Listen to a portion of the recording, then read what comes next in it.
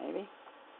Okay, it's after school here, so my kids are home and running through the house, and I have parrots, so it could get really loud. If it does, just forgive me. When I took a look at this image, there were a couple of things that I could and would do with it. I just asked what you were editing in, and you haven't answered yet, so I'm going to use what I would do. My first instinct to do would be I'm going to open up in Adobe Camera Raw. I don't know, if you're using Lightroom or something similar. Adobe Camera Raw and Lightroom are the exact same thing. They just are underneath a different hood. I know that there's going to be no recovering this. It's going to be blown if I look. Maybe a little. Yeah, I can recover a little. I'm going to do this as a two-part edit, being as it looks like I can recover a little bit of it. That's a bit much, I think. Let's go. I'm going to do, I'm going to edit specifically the greens and the yellows here, and I'm bringing down the luminance in them so they're not quite so bright. And I want to get that a little more green than yellow back there because of what's in the foreground. Now, I've changed the whole image here, and I'm going to show you how to do this as a two-part edit. Notice here I've got this checked as open as a smart object. A smart object remembers where it came from, so I can go back. So I'm going to open this up in Photoshop, and I know I'm going to have to do it probably. Yeah, I had already opened it, so I'm going to have to do it again. Open in Photoshop CS6. Anything that I do in here in CS6 is not going to be something you can't do in another version. I was doing another video before this.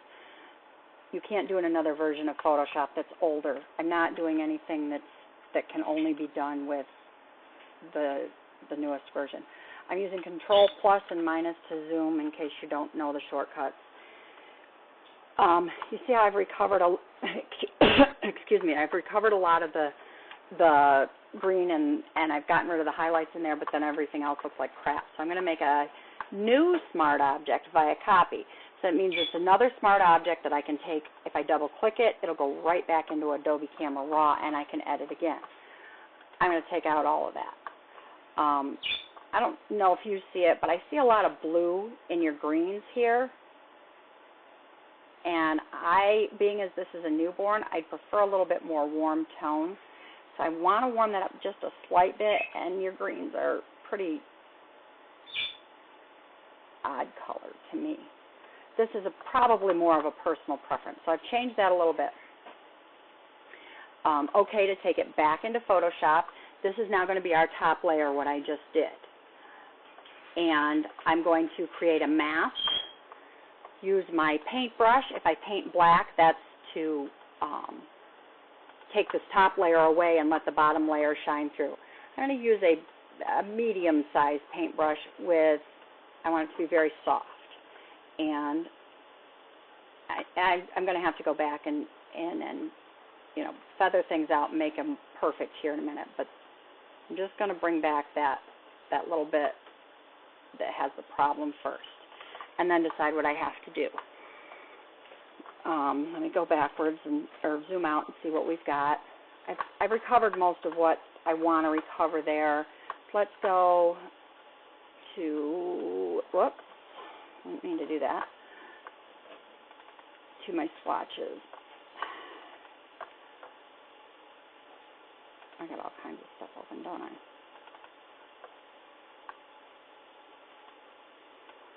And white. Now I went to white because anything I paint back on my mask in white will bring it back to white. There is a little too much. I want to only paint back part of it. So let's go to a gray. That's a little bit heavy. So I guess what I'm doing is kind of blending this in. Yes, I realize too that I have hit the blanket and the carriage thing that you've got. Yep, that's the parrot. I see something here I just don't like.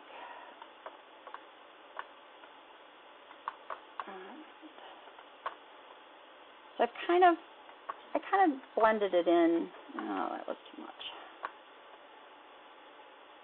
So it looks a little more natural and not, you can't blatantly tell there's two different exposures there.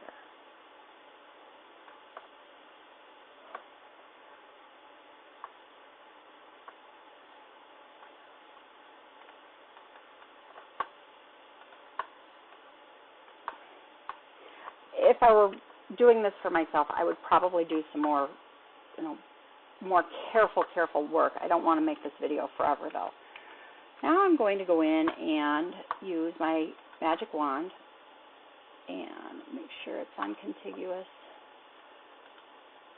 I just want to select the carriage so that I can mask that back and make sure it's all the same exposure on her blanket.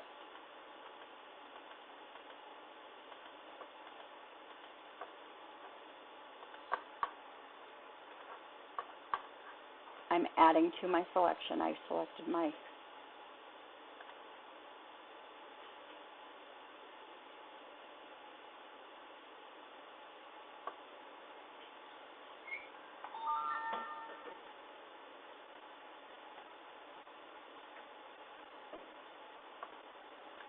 double click to close that selection. Back to my wand, add to, zoom a little closer.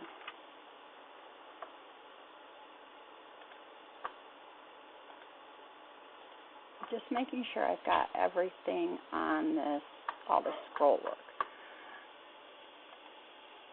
All right, I want to refine that edge because if I go with just the hard edge, it's going to smooth it out a little bit so that I don't have those real rough edges. I'm going to feather so that when I mask this back, I don't get any sharp, funky looks to it. And now I'm going to, I don't want any of the adjustment on this part. Oh, I see some more.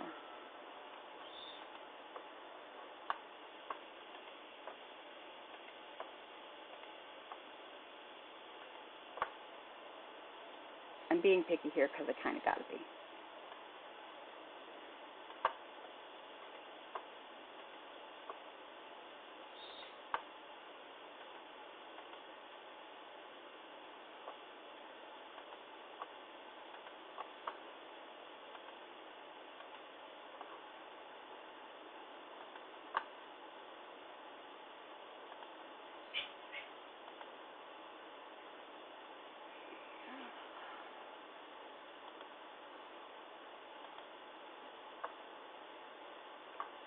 I think I'm pretty safe. Okay. I can check that.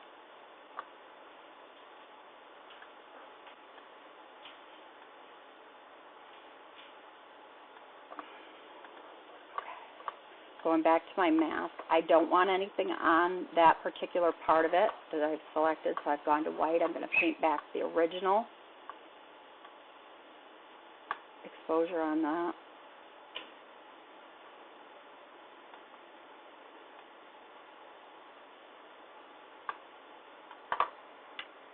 Make sure I got it all.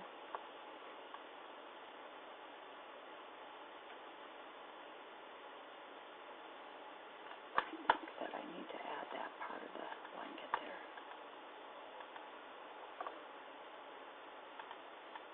Yep, I did. Now I've only recovered this one area. I would do up in here too a little bit. I'd mess around. So now I've got my recovered picture pretty good, and I'm going to deselect that so we can see it all. Control D on a PC, Command D on a Mac.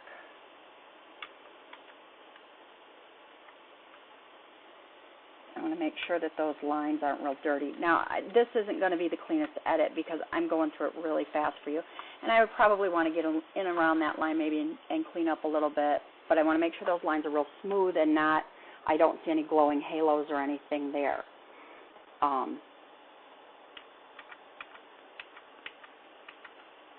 That's how I would recover the spots here. I'm going to show you some other things I would probably do with this image, but I'm going to make another video out of it.